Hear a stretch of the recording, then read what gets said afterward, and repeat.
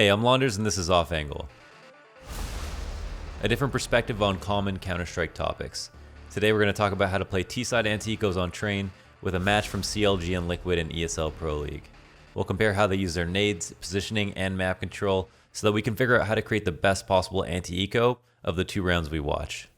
In both CLG's and Liquid's anti-ecos, they nailed the early round with safe setups and decent Molotovs, but things got a bit tricky when entering the site.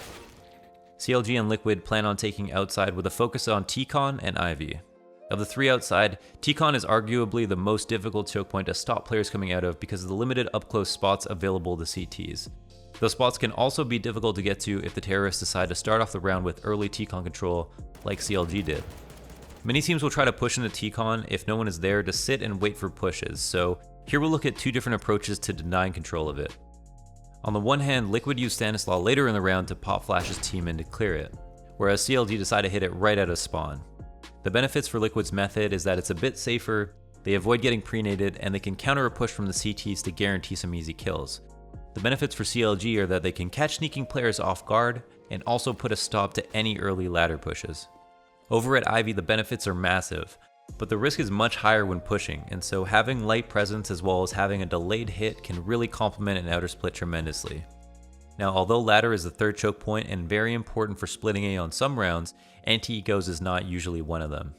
The reason is that because players can hear nades being thrown, it isn't always worthwhile to risk a player dying for the sake of grabbing a third choke point to split A from. Over at Ivy, both teams send two early on, and just like in the execution phase of the round, you want to stay grouped. Sending players in pairs to get free map control early on is important to guarantee trades and protect dropped guns. As soon as presence is made, one player falls back to T-Con to keep numbers high, while the other Ivy player comes up late once the execute is in full swing. Now we move on to the execution itself. Once CLG executed in their round, Cutler was the first to die. A big reason why this was, and this is pretty interesting, is actually because Ethan throws a great smoke for Liquid. This shows us how important Ivy control is, because with Ethan smoked out, 3 Ts running out of T-Con are suddenly like moths to a flame and are forced to fight against CTs dealing chip damage to them with annoying peaks that are hard to answer back. Conversely, Liquid do something even more crafty than attempting a left side Ivy smoke at all. Here is the first smoke and Molotov you would use on a standard round hitting the left side of Ivy, but Twist actually uses a right side Ivy smoke to assist his teammates coming out of T-Con. CLG actually played 3 Ivy here just like Liquid did, but notice the reactions to the smoke to see its full effects on the round. Smoking off the right side to assist in the execute does a few things. For Twist, it allows him to push up Ivy slowly, having to only worry about his left. Next, it gives the CTs less places to stand to fight the yard if Twist did die. Now that the A hit is in motion, we can kind of see the benefits of both hits. Smokes go out to Z and ladder while outside to deny flanks and rotates. Ts know there are only a couple of decent spots CTs could have snuck into and can focus on the range battles.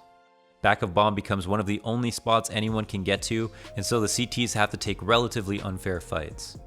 If Kusa had the thought to smoke Ivy, another important detail about what allowed Liquid to freely push up was Elige going top blue. From up here, he's able to bully Cutler in the spot that Twist influenced him into, and it wasn't much of an angle to work with. Further, he fights Ricky, forcing him to fall back to old bomb and shares that info with his team. Although he instantly becomes visible to most spots on outer, he also immediately gets info for everyone on 3/4 of A, with long distance battles versus pistols. As the round nears a close, Liquid lose a player to a nice 1 deke from Ricky, a CZ kill from Ethan, and FNS who finished off a player that Kusa dinked when flanking a ladder smoke thrown earlier in the round. As for CLG, they had 2 die from Alicia's CZ work and 1 from a nice USP headshot that Nitro hit. The great part about these kills is that 5 out of 6 of them came from the back of bomb train, which is exactly where both teams wanted to funnel as many players as possible to for the best, most unfair fights possible. Without a missmoke at Ivy, CLG would have definitely had a cleaner round, but that's not to say that Liquid played it worse. In fact, Liquid spent far less money on their buy, and as more of a subjective criticism, never felt out of control of the round.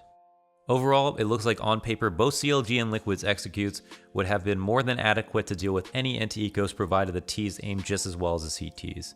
We learned that an Ivy smoke, whether it's left or right, is quintessential if you're delaying that choke point. And as a side note, a couple more nuanced decisions such as Elige going top blue appeared to speed up what ends up being a really long round for both teams. So again, remember on your anti-ecos to not split up too much, molly out the hard to clear spots, and use your smokes to channel players into areas that you want them to go into.